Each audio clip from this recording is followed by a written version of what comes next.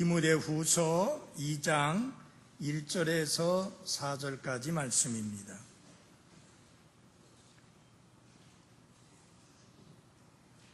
그러므로 내 아들아, 너는 그리스도 예수님 안에 있는 은혜 안에서 강건한 자가 되고, 또 내가 많은 증인들 가운데에서 내게 드린 것들 바로 그것들을 신실한 사람들에게 맡기라.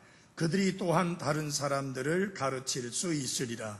그러므로 너는 예수 그리스도의 좋은 군사로서 고난을 견디어내라. 전쟁을 하는 어떤 사람도 이 세상 삶의 일에 얽매이지 아니하나니 이것은 그가 자기를 군사로 택한 자를 기쁘게 하려 함이라. 아멘. 하나님 아버지, 우리를 구원해 주시고 우리의 삶에 세상 끝까지 함께 하시겠다고 약속해 주신 것 감사드립니다. 우리가 구원받은 것도 주님의 은혜요, 매일매일 살아가는 것도 주님의 은혜요, 오늘의 우리가 된 것도 주님의 은혜이기에 모든 영광을 하나님께 돌려드립니다. 이 시간 하나님의 말씀 앞에 우리가 앉았습니다. 말씀을 듣는 우리 모두의 마음이 준비된 마음이 되게 해주시고 하나님의 말씀에 믿음을 화합하여 받음으로 이 말씀이 효력 있게 믿는 자들 속에서 역사하게 해 주옵소서. 예수님 이름으로 기도했습니다. 아멘. 앉아주시기 바랍니다.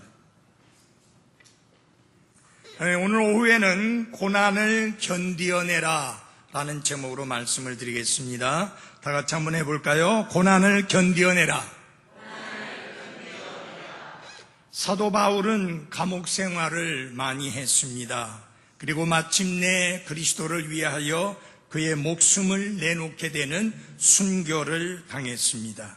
그가 감옥 생활을 많이 하다 보니까 로마 군인들을 많이 관찰할 수 있는 기회가 있었고, 그것이 그리스도인이란 어떤 사람이냐라고 해봤을 때 그리스도의 군사다, 그리스도의 군인이다, 이런 것을 생각하게 되었고, 군인과 그리스도인 간의 유사점, 비슷한 점을 깊이 생각할 수 있는 좋은 기회를 마련해 주었습니다. 그래서 사도 바울은 그의 서신서에서 군사라는 그런 이미지를 자주 사용하고 있는데요. 사도 바울 당시에는 로마 군인들이 항상 이스라엘 땅에 주둔을 하고 있었습니다. 참고로 군사라는 말은 군인을 의미하는 옛날 말이에요. 그러니까 오늘날 젊은 사람들이 쉽게 통할 수 있는 말로는 군인이라고 하는 말이 좀 더 잘 이해가 될 것입니다. 초대 그리스도인들은 이 그리스도인들이 그리스도의 군사요 군인이라는 것이 무엇을 뜻하는지를 잘 이해할 수 있었던 것이 그들이 시도 때도 없이 로마의 군인들을 관찰할 수 있는 기회가 있었기 때문입니다. 성경은 그리스도인의 삶을 전쟁에 비유했고, 그리고 그리스도인은 바로 이 전쟁터에서 싸우는 그리스도인들로서, 군인으로서 이렇게 비유를 하고 있습니다. 그러나 그리스도인이 치르는 전쟁은 살과 피와 맞붙어 싸우는 육신적인 전쟁이 아니고 영적인 전쟁을 치르고 있는 것입니다. 그래서 전쟁을 할 때에 우리가 전투복을 입어야 되는데 무슨 전투복을 입어야 되느냐? 영적인 전투복을 입어야 되고, 또 무기가 있어야 되는데 어떤 무기를 가져야 되느냐? 영적인 무기를 가져야 되고, 전쟁에서 영적인 무기를 사용해야 하는 것입니다. 그런데 사도 베드로는 그 사실을 망각을 했습니다. 예수님을 잡으려고 로마의 군인들이 이렇게 예수님을 체포하려고 하는 모습을 보게 되자 심히 분노해서 칼집에 있었던 칼을 뽑아서 대제사장의 하인의 귀를 잘라버립니다. 그때 예수님께서 칼을 칼집에 꽂아 넣으라. 칼을 사용하는 자는 칼로 망하리라 라고 호되게 야단을 치셨습니다. 자, 베드로는 이제 제대로 배웠습니다. 아하, 우리의 전쟁은 영적인 전쟁이고 영적인 전쟁에서는 옆구리에 차는 살상용 무기를 사용하는 것이 아니라 성령의 검, 곧 하나님의 말씀을 사용해야 된다는 것을 철저히 깨닫게 된 것입니다. 그래서 사도 베드로는 오순절날 드디어 성령의 검, 하나님의 말씀을 휘둘렀는데 한꺼번에 3,000명의 혼이 구원받고 성경적인 침례에 순종해서 교회에 더해지는 기적적인 역사가 이루어졌습니다. 여러분, 우리 모두 다 실수합니다. 잘못도 저지릅니다. 때로는 잘못 깨닫고 오해할 때가 있습니다. 바로 사도 베드로의 경우가 그 경우였습니다. 그는 예수님을 지켜야 된다고 생각했습니다. 그리고 예수님을 지키는 방법은 그가 옆구리에 차고 있었던 칼을 빼서 휘두르는 것이라고 생각했습니다. 여러분, 베드로가 예수님을 지키는 게 아니라 예수님이 베드로를 지켜주십니다. 예수님은 하나님의 아들이십니다. 하늘과 땅의 모든 권능을 가지고 계신 하나님이십니다. 그 예수님을 베드로가 지켜주겠다고요? 그것도 한낱 칼 한 자루 가지고? 베드로가 이렇게 어리숙했었습니다. 그러나 우리가 베드로만 비난하지 맙시다. 여러분과 저도 이렇게 어리숙할 때가 많이 있음을 인정해야 합니다. 중요한 거는 저는 베드로를 너무 좋아합니다. 왜냐하면 덤벙덤벙 돼가지고 실수도 많이 하는데 대신에 그는 잘못을 깨닫고 회개하고 돌이켜서 말씀대로 다시 새롭게 하는데 뛰어난 사람입니다. 여러분, 사도 바울이 구원받았지만은 소위 말하면 신출내기 사도입니다. 베드로는 사도 중에 사도입니다. 수 제자요, 수 사도, 머리 사도라고 말할 수 있는 그런 사도입니다. 근데 베드로가 잘못 행동하니까 사도 바울이 면책을 하면서 얼굴을 대놓고 책망했습니다. 그때 베드로의 훌륭한 점이 뭔지 압니까? 그 사도 바울의 책망을 받아들이고 그것을 소화시켰다고 하는 것입니다. 얼마나 놀라운 겸손입니까? 그래서 그는 이렇게 고면할 수 있었습니다. 주 앞에서 낮추라. 그리하면 주께서 너희를 높여 주시리라.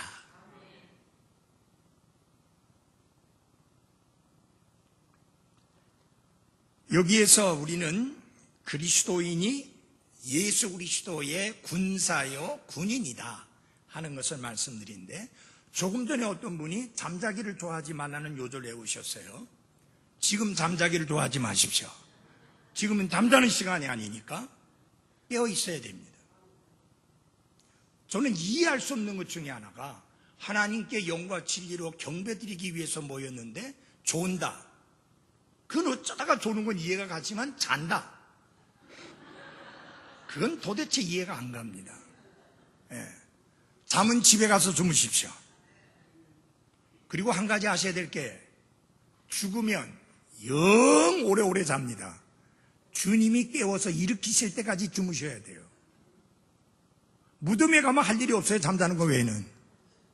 그래서 주님이 다시 오셔서 깨워서 일으키실 때까지 자야 될 건데, 앞으로 할 일이 잘 건데 뭐 지금부터 자꾸 잡니까? 지금은 자다가 깰 때가 되었으니 정신을 차리고 깨어있게 되기를 바랍니다. 자, 첫째, 그리스도인은 모두 징집된 군인이다. 여러분, 징집하고 자원해서 군인으로 스스로 지원한 거하고는 하늘과 땅이에요. 우리나라는 징집합니다.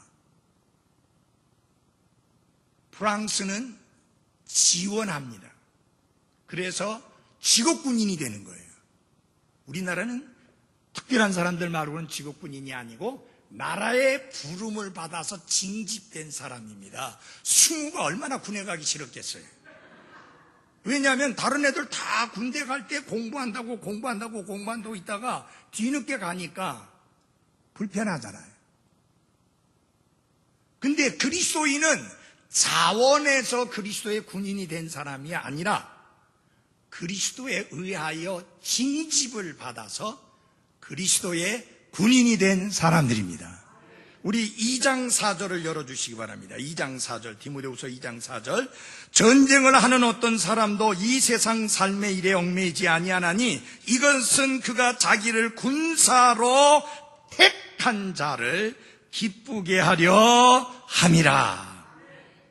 예수 그리스도를 개인적으로 구원자와 주님으로 받아들여서 하나님의 자녀로 다시 태어나는 그 순간 우리는 좋던 싫던 예수 그리스도의 군인으로 군사로 징집되었다는 사실을 명심하셔야 합니다. 하나님은 모든 거듭난 그리스도인들을 가리켜서 너희는 하나님의 군대에 그리스도를 위한 군인이요 군사라고 말씀을 하십니다. 차이가 있다면 어떤 차이가 있느냐? 성경에 보니까 좋은 군사라는 말이 나와요. Good soldier. 좋은 군사가 있다는 말은 역으로 어떤 군사도 있다는 말이에요. 나쁜 군사도 있다는 뜻입니다. 여러분은 예수 그리스도의 좋은 군사로서 영적 전쟁에서 승리를 거두며 하나님께 영광을 돌리다가 주님 앞에 설 수 있는 좋은 군사들이 되시기를 바랍니다. 신약 성경에서 예수 그리스도께서 세우신 교회에 대하여 예수님이 처음 언급을 하실 때에도 그 말씀 속에 무슨 내용이 포함되어 있느냐 하면은 전투를 하는 전투적인 그림이 거기에 묘사되어 있습니다. 자, 마태복음 16장 18절에 이 반석 위에 내가 내 교회를 세우리니 지옥의 문들이 그것을 이기지 못하리라.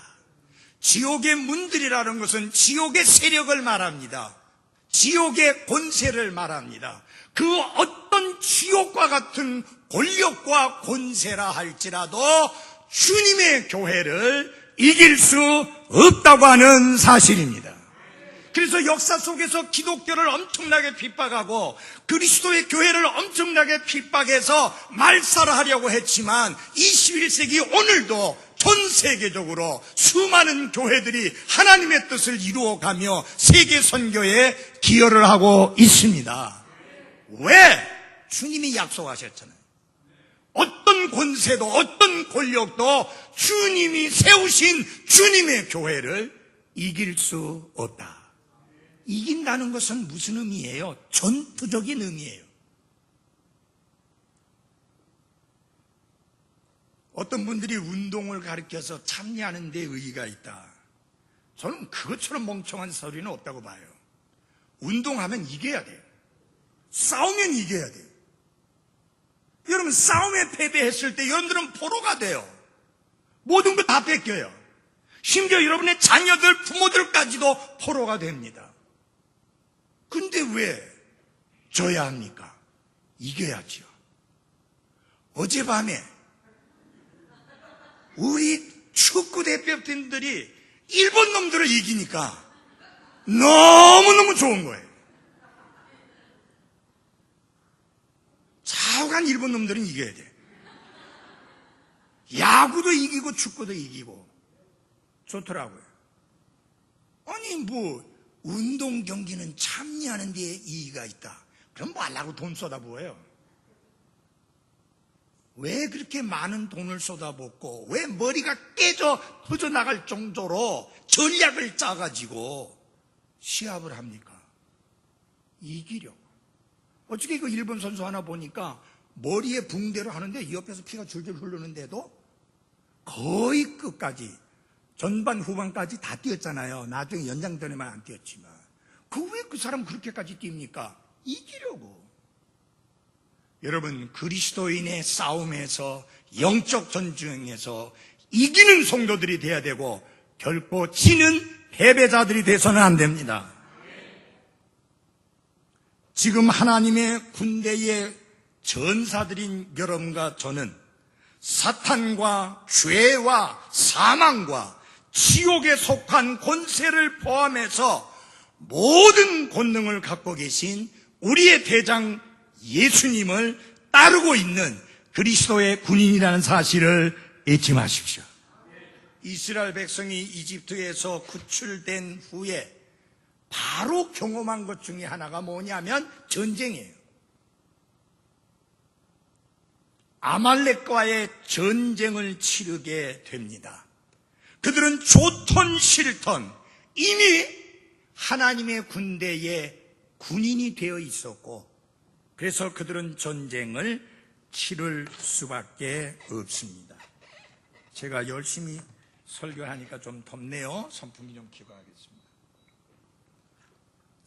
산 위에서 드려진 모세의 기도, 전쟁터에서 지휘관으로 활약한 여호수아의 지도력, 그것에 하나님이 은혜를 더하심으로 승리를 안겨주셨습니다. 우리가 오해하지 말아야 할 것은 모세가 그 팔이 내려가지 않냐고 기도했기 때문에 여호수아가 굉장한 지도력을 발휘했기 때문에 이스라엘이 이겼다라고 생각하면 안 돼요. 아까도 수도 없이 말씀드리지만 우리가 승리할 수 있었다면 우리가 오늘의 이 모습을 지켜올 수 있었다면 타협하지 않냐고 변질되지 않냐고 믿음을 지켜올 수 있었다면 전적으로 하나님의 은혜인 것을 잊어서는 안 됩니다. 그래서 이스라엘은 이 전쟁의 승리 이후에 하나님의 이름에 대한 새로운 이름을 또 하나 배우게 되었는데 그게 뭐냐? 여호와 니시라고 하는 말인데 여호와는 우리의 깃발이다. 스스로 계신 하나님, 영존하시는 하나님, 하늘과 땅의 모든 권능을 갖고 계신 하나님, 천지와 그 가운데 만물을 창조하신 하나님, 나와 여러분의 생명을 주관하시는 그 하나님은 우리의 깃발이시다. 깃발이라는 말이 뭐예요? 승리다 그 말이에요. 여러분, 우리나라가 6.25를 치르면서 전쟁이 치열하게 될 때에 뭐가 중요하냐? 그것을 빼앗아 정복했다는 표시가 뭐냐면 거기다 갖다가 군대에 그 길을 꽂는 거예요. 깃발을 꽂는 거예요. 그 깃발 하나 꽂기 위해서 백만고지 전투에서 얼마나 많은 사람들이 죽었는지 모릅니다. 왜? 그 깃발이 무엇의 상징이에요? 승리의 상징이에요. 사랑하는 여러분, 잊지 마십시오. 우리로 하여금 이기게 하시는 분은 하나님이십니다. 그분이 우리에게 승리를 주시는 분이십니다. 그래서 날마다 기도해야 됩니다. 날마다 긍휼을 구해야 됩니다. 날마다 하나님의 도움을 구해야 됩니다. 날마다 하나님의 은혜를 구해야 하는 것입니다. 그래서 기도하라고 말해요.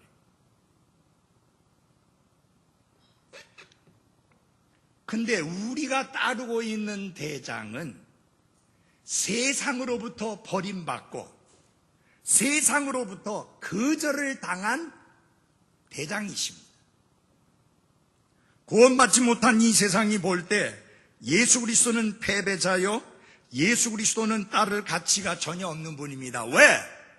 당시의 로마 법에 의하면 가장 극악무독한 사람을 십자가의 형틀에 못 박아 죽였는데 예수님이 그렇게 죽으셨잖아요. 그러니까 안 믿는 불신자들의 눈, 세상의 눈으로 볼 때는 그분은 패배자예요. 그분은 따를 만한 가치가 없어요. 그러나 그분의 죽으심은 내 죄들을 위하며 그분의 십자가의 피 흘리심은 우리의 죄들을 인함이라는 사실을 믿는 우리에게 있어서는 전혀 다릅니다. 지금의 그리스도인들이 무엇과 같으냐? 구약시대의 다윗과 같은 그런 면이 있습니다. 여러분 아시죠? 하나님이 다윗을 왕으로 세우셨어요. 기름 부으셨어요. 아직 왕자리에는 못 앉았어요. 그런데 하나님은 그를 왕으로 이미 기름 부어서 갈라 세워놓으셨어요. 그런데 그의 삶이 어떠냐? 사울왕이 그를 시기하여 죽이려고 함으로 말미암아 계속해서 도망쳐야 되는 신세입니다. 그런데 그 다윗에게 그 망명생활 같은 그 삶을 하고 있을 때 다윗에게 몰려온 사람들이 있습니다. 누구냐?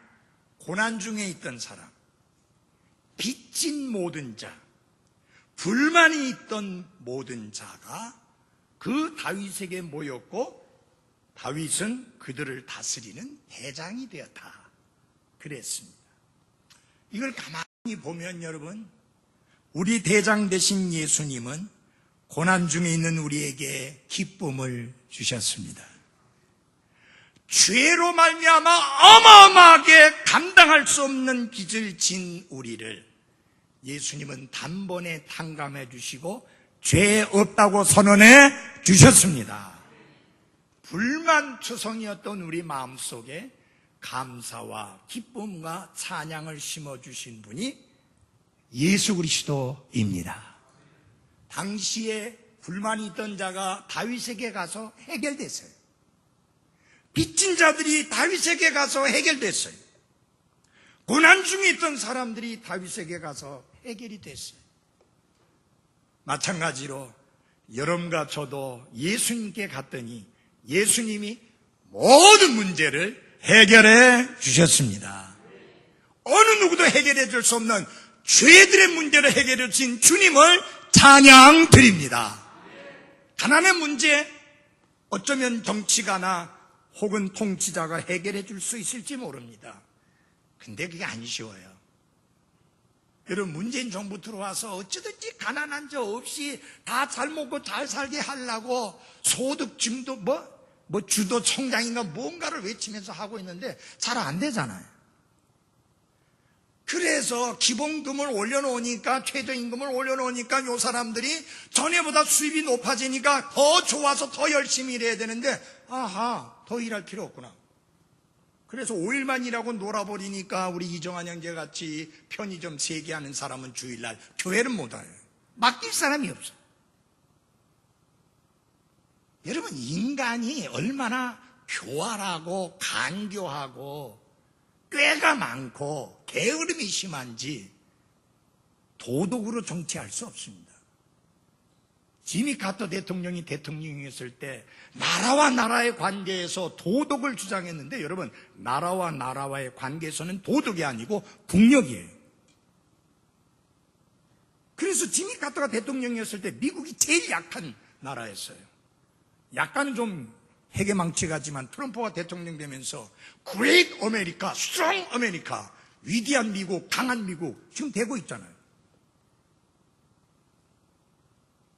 여러분, 우리는 그리스도의 강한 군사, 위대한 그리스도의 군사가 돼야 합니다. 근데 이 사람들이 다윗과 같이 있으면서 그 다윗과 함께 있는 게 너무 좋았어요. 너무 신났어요. 너무 풍요로웠어요. 왜?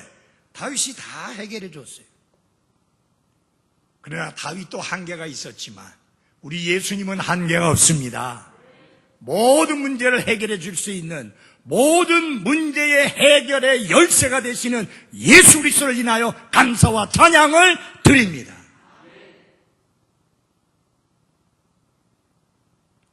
지금은 주님 앞에 가셨지만 미국의 한 목사님이 주장했던 주장이 있습니다.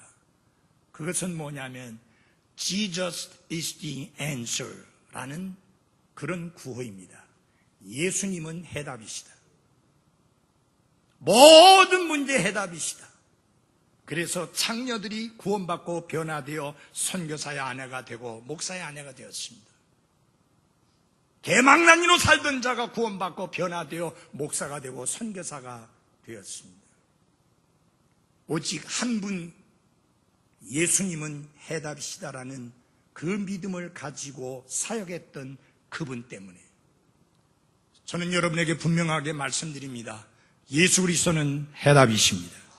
여러분의 고민과 여러분의 갈등과 여러분의 문제와 여러분의 아픔과 여러분의 부족한 모든 것에 대한 해답은 예수 그리스도이십니다.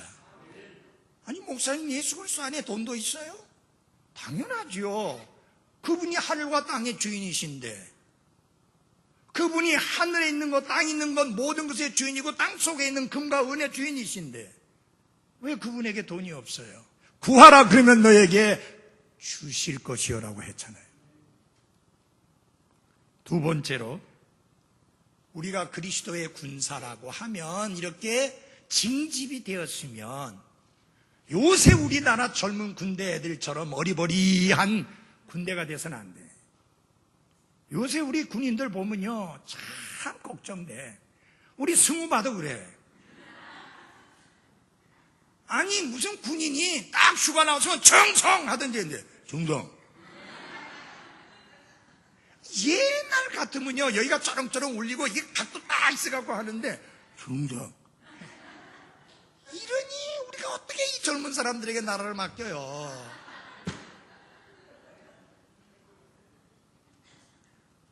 군인이면 군인으로서의 자질을 갖추고 있어야 합니다. 우리가 그리스도의 군인이요 그리스도의 군사라면 그리스도의 군사로서의 자질을 갖추고 있어요. 한마디로 군인하면 뭐 해야 돼요? 강해야 돼요. 제가 우리 사위를 놀릴 때 그런 말 합니다. 사위가 해군 장교 출신이잖아요. 그 한 번씩 해군 장교 있을 때 감기를 해요. 그래서 뭔 놈의 장교가 감기를 하냐? 아 방위 출신인 나도 감기 안 하는데 왜 해군 장교가 감기를 하고 그래? 저는요 장교는 감기 안 하는 줄 알았어요. 지금도 저는 그런 생각이에요. 장교가 감기하고 몸살하고 그러면 나라 누구한테 맡겨요? 그리스도 예수의 군사는 어떠해야 됩니까? 강해야 합니다. 아멘? Be strong! 강건한 자가 되어야 합니다. 다 같이 하나님 말씀 디모데후서 2장 1절을 찾아주십시오. 디모데후서 2장 1절입니다. 같이 읽어보겠습니다. 시작. 그러므로 내 아들아 너는 그리스도 예수님 안에 있는 은혜 안에서 강건한 자가 되라. 강건한 자가 되라는 말은 그리스도의 군사로서 강건한 그리스도의 군사가 되라 그 말입니다.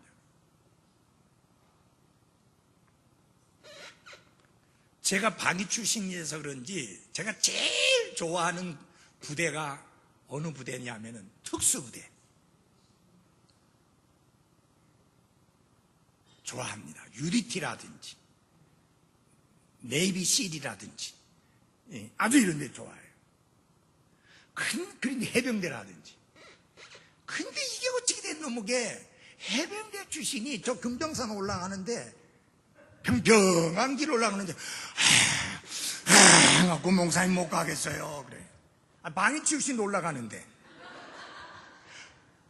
발가락 4개만 바닥에 닿는 사람도 올라가는데 멀쩡하게 발가락 5개 다 닿는데도 못 올라간다고. 그것도 해병대 귀신 때려잡는다는 해병대 출신이.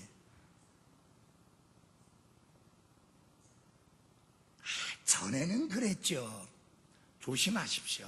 목사님, 저 이래 봐도 전에는요 정말 제 신앙이 대단했었습니다. 왕년에 안 좋았던 사람 어디 있습니까? 제일 멍청한 사람이 성경에도 왕년에 지나간 날이 좋다고 말하는 사람이 제일 어리석은 사람이라고 그랬어요. 지나간 날에 내 신앙이 좋았던 게 중요한 게 아니고 지금 내 신앙이 반듯하게 강하고 좋느냐가 중요한 것이에요.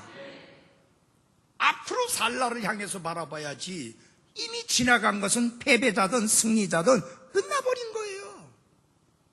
지금 강한 자가 되고 지금 강건한 자가 돼야 살아가는 앞으로의 날들에 하나님께 영광 돌리고 하나님의 뜻을 행하고 하나님을 기쁘게 해드리고 하나님의 명령을 따를 수 있는 거잖아요. 그런데 이 말씀을 가만히 보면 강건한 자가 되기 위해서 어떻게 해야 되느냐? 자신의 힘이나 자신의 지혜나 자신의 체험이나 자신의 전문 기술이 아닌 하나님의 은혜를 의지하라 라고 하는 거예요. 그래서 뭐라 그랬어요? 너는 그리스도 예수님 안에 있는 은혜 안에서 강건한 자가 되라 그랬어요. 사랑하는 그리스도인 여러분, 우리는 스스로를 강건하게 할 수 있는 힘을 가지고 있지 않습니다. 오직 하나님의 은혜만이 가능하게 합니다. 그래서 은혜를 대체하는 은혜라. 우리가 은혜로 구원받았어요. 그 다음에 뭐 다른 걸 대체할 수 있는 게 있느냐? 아니에요. 역시 그 다음에 살아가는 우리의 삶도 은혜입니다. 오늘 여러분과 제가 이 자리에 있는 거 하나님의 은혜예요. 지금까지 지내온 거 주의 크신 은혜라. 젊은 사람이 돌아봐도 주의 크신 은혜요. 저처럼 나이 든 사람이 돌아봐도 주님의 크신 은혜입니다. 이 시간이 아주 뜻깊은 시간인 게 우리 강변 부형님이 있고 박질선 목사님이 있습니다. 이 두 분이 제가 신학교에 왔을 때 제일성소 침례교회에서 주님을 섬기면서 신학생활을 했는데 그때 두 분이 그 교회의 집사님이셨어요. 한 분은 승진해갖고 목사가 되고 한 분은 승진하지 못해가지고 그냥 집사로 있고, 저분도 하나님 부르심 받았다고 신학교도 좀 다녔잖아요. 6개월 코스 다녔죠. 네. 그러면 뭐예요? 그건 왕년에 한 일인데. 우리 박지선 목사님은요, 하나님이 부름 받으셔갖고 신학교 하셔놓고는 아이고 그때요 사역자들이 다 힘들었어요. 밥 먹고 사는 게 힘들었어요. 그러니까 가정은 돌봐야 되고 그래서 본래 배우신 게 목수일이니까 목수하신다고 많은 세월 보내셨어요. 그런데 목수하신다고 보내시면서 반송에 예배당을 지어놨잖아요. 2층 예배당을. 이분 아니면 거의 못 지어요.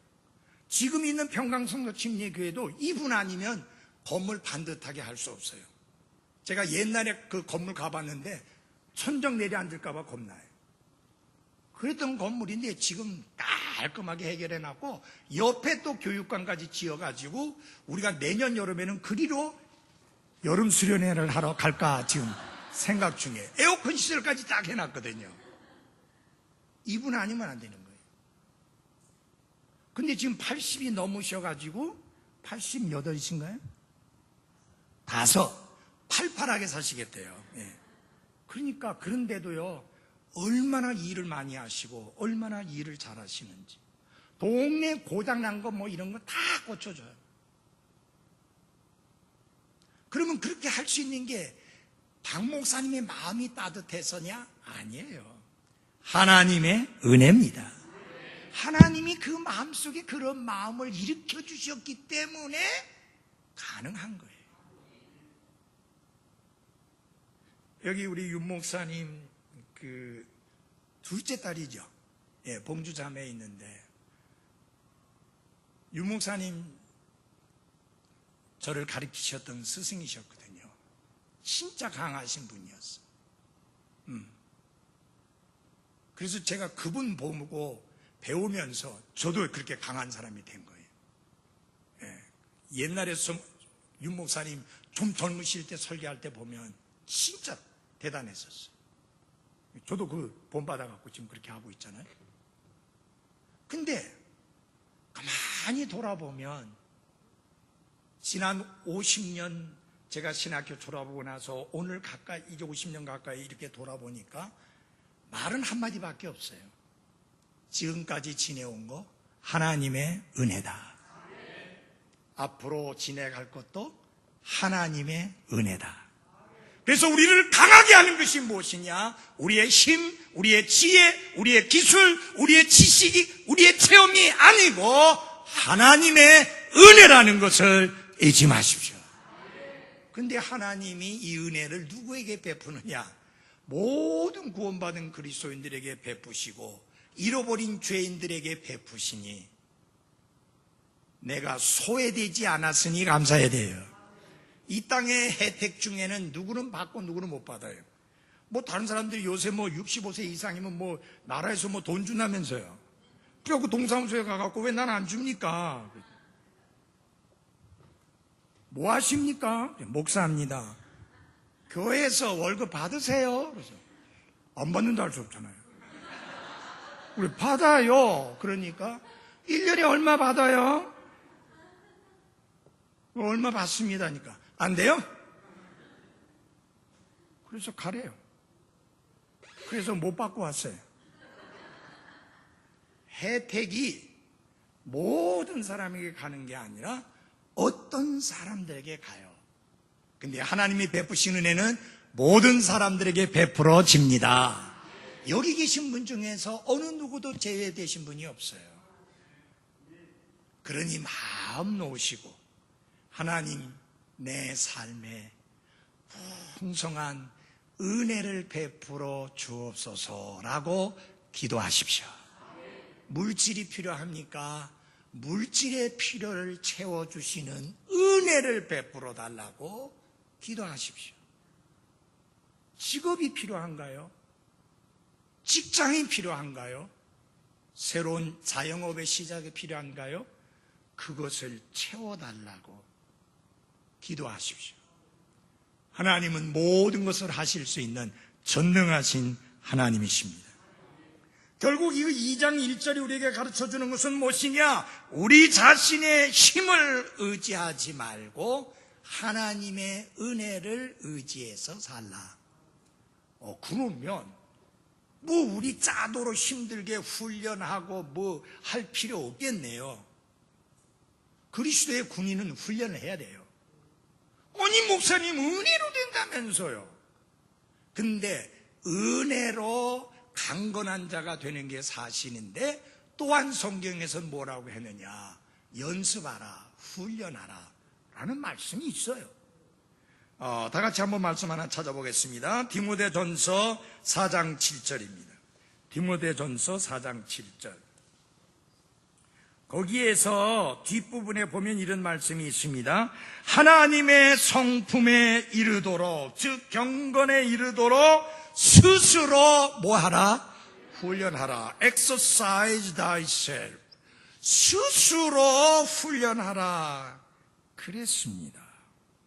그러니까 우리 편에서 해야 할 일이 있다 그 말이죠. 기도는 하나님이 해주시는 게 아니라 우리가 해야 돼요. 말씀을 읽고 묵상하는 건 우리가 해야 돼요. 근데 그 기도와 말씀을 통해서 우리를 강건하게 해주시는 건 하나님의 은혜입니다. 하나님이 먹을 거 공급해 주시지만 먹는 건 우리가 해야 돼요. 근데 중요한 게 있습니다. 내가 얼마나 약한 존재인지를 알아야 합니다. 예수님께서 요한복음 15장 5절에서 나 없이는 너희가 아무것도 할 수 없느니라. 잘 들어주세요. 나 없이는 너희가 아무것도 할 수 없다. 어떤 건 할 수 있고 어떤 것은 할 수 없는 게 아니라 아무것도 할 수 없다. 우리가 이거 인정해야 합니다. 내가 얼마나 약하다는 사실. 우리가 부르는 찬송 중에 이런 찬송 가사가 있습니다. 나는 비록 약하나 주의 권능은 강하다. I am weak, but thou art strong. 나는 비록 약하지만 주님은 강하십니다. 중요한 건 뭐냐면 내가 연약하다는 것을 알고 인정해야 된다는 거예요. 언제 우리가 하나님의 은혜를 의지하게 됩니까? 내가 약하다는 것을 인정하게 될 때 하나님의 은혜를 의지하게 되지. 내가 강하다고 생각하면 절대로 하나님을 의지하지 않습니다. 사도 바울이 이런 간증을 합니다. 고린도후서 1장 8절을 다 찾아주십시오. 고린도후서 1장 8절입니다. 고린도후서 1장 8절, 형제들아, 아시아에서 우리에게 닥친 우리의 고난에 대하여 너희가 모르기를 우리가 원치 아니하노라. 우리가 심히 겹도록 한량없이 눌려 심지어 생명까지도 단념하고 우리 속에 죽음의 선고를 받았으니, 다 같이 그 다음 읽겠습니다. 시작. 이것은 우리가 우리 자신을 신뢰하지 아니하고 죽은 자들을 일으키시는 하나님을 신뢰하게 하려 함이라. 아이고, 이제는 꼼짝없이 죽었구나라는 지경까지 간 이유가 무엇이냐? 더 이상 우리 자신을 신뢰하지 아니하고 죽은 자를 일으키시는 하나님만 의지하게 하려 함인 것입니다. 내가 약해질수록 주님은 우리 안에서 강해집니다. 반대로 내가 강해질수록 주님은 우리 안에서 약해진다는 사실을 기억해야 할 것입니다.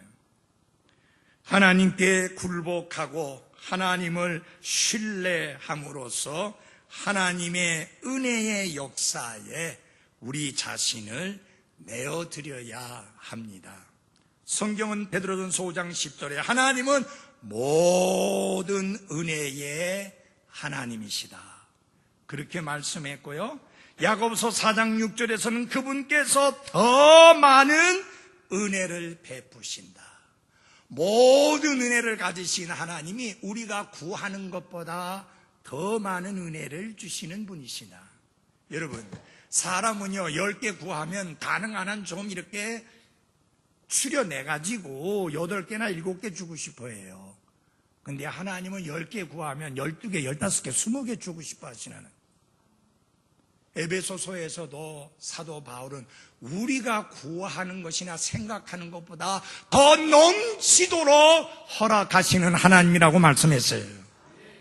그러니까 좋으신 하나님이잖아요. 좋으신 하나님, 좋으신 하나님, 참 좋으신 하나님.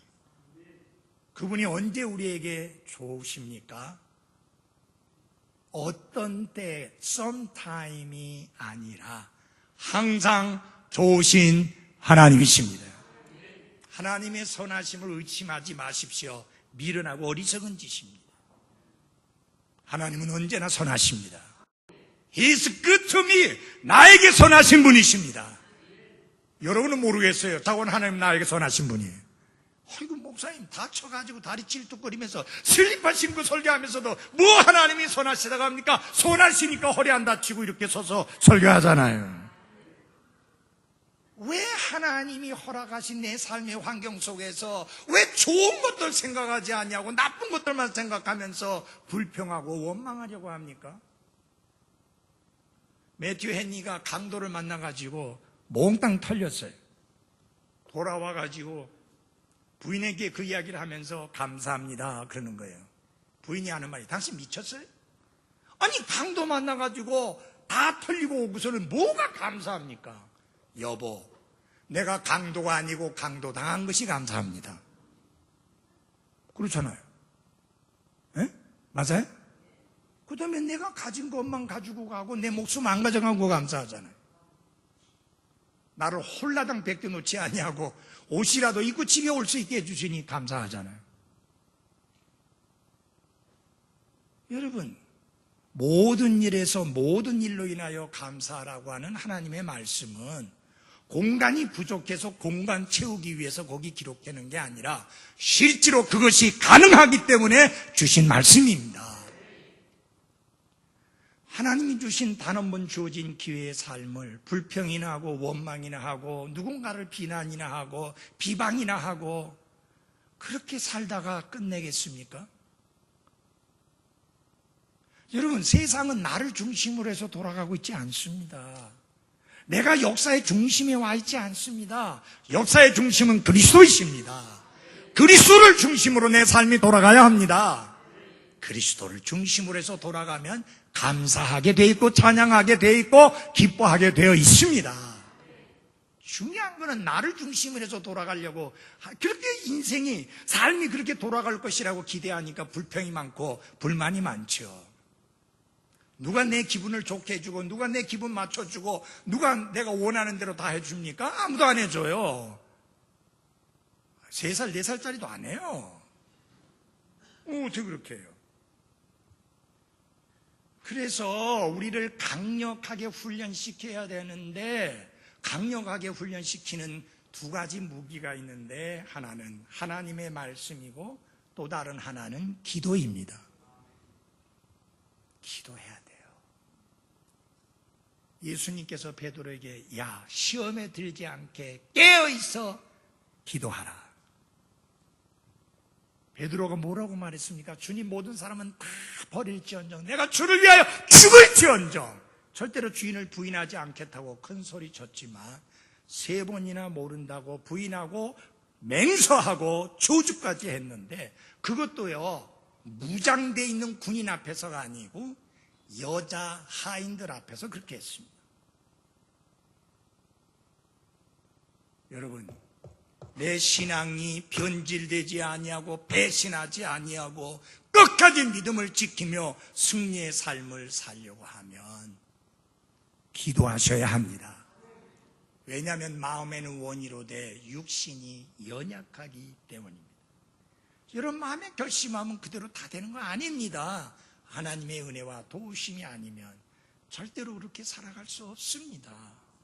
기도하셔야 합니다. 그 다음에 하나님의 말씀이 무기다.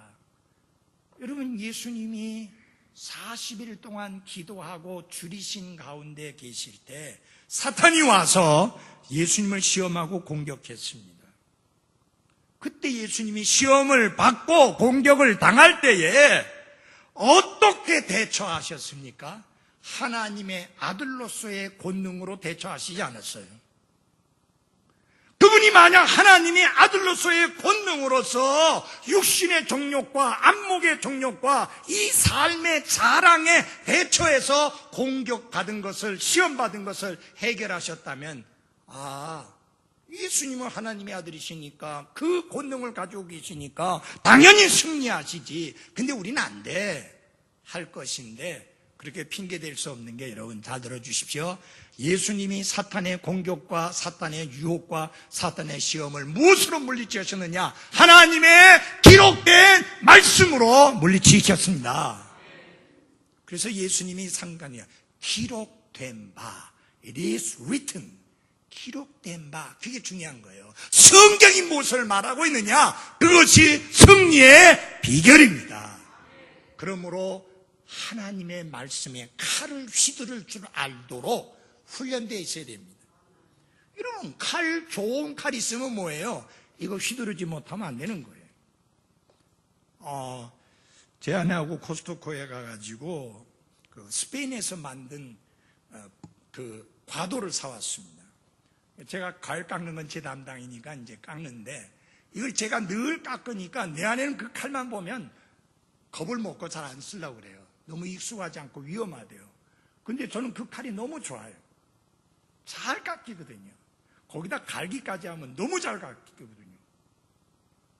저는 그 칼을 잘 다룹니다. 그래서 도움이 되는 거죠. 근데 칼을 못 다루는 사람이 있어요. 우리 집에 큰아들은 칼을 절대 못 다뤄요. 절대 칼 안 만져요. 왜? 중학교 때 비누 공예 하다가 그 공예 칼로 여기를 확 긁어가지고 엄청 다치고 난 다음에 칼만 보면 절레절레 트라우마가 있어요. 칼 못 써요. 그게 저 나이 들으면 어떻게 되는가 모르겠어. 마누라 과일 안 깎아주면 어떡하려고.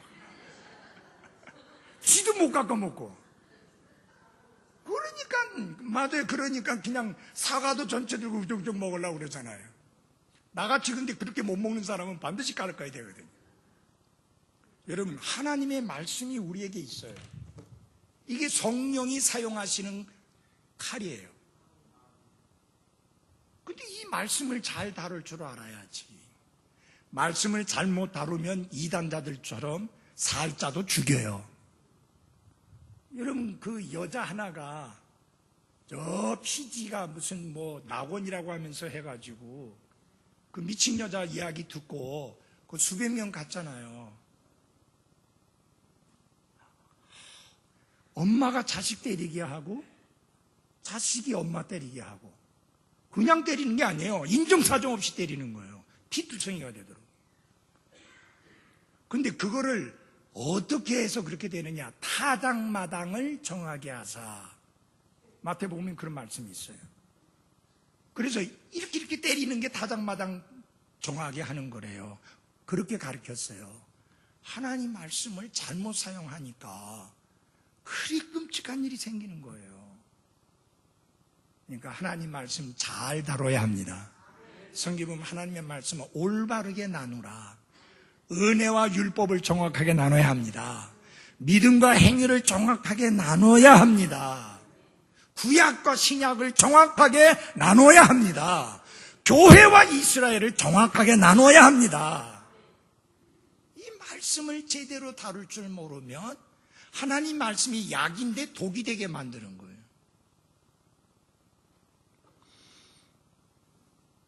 사랑하는 그리스도인 여러분, 하나님의 은혜가 아니면 그리스도의 좋은 군인이 될 수 없습니다. 그래서 나의 연약함을 인정하고 하나님이 내게 주신 놀라운 무기, 기도와 말씀의 무기를 사용해서 승리하는 삶으로 살아가게 되기를 바랍니다. 기도하겠습니다.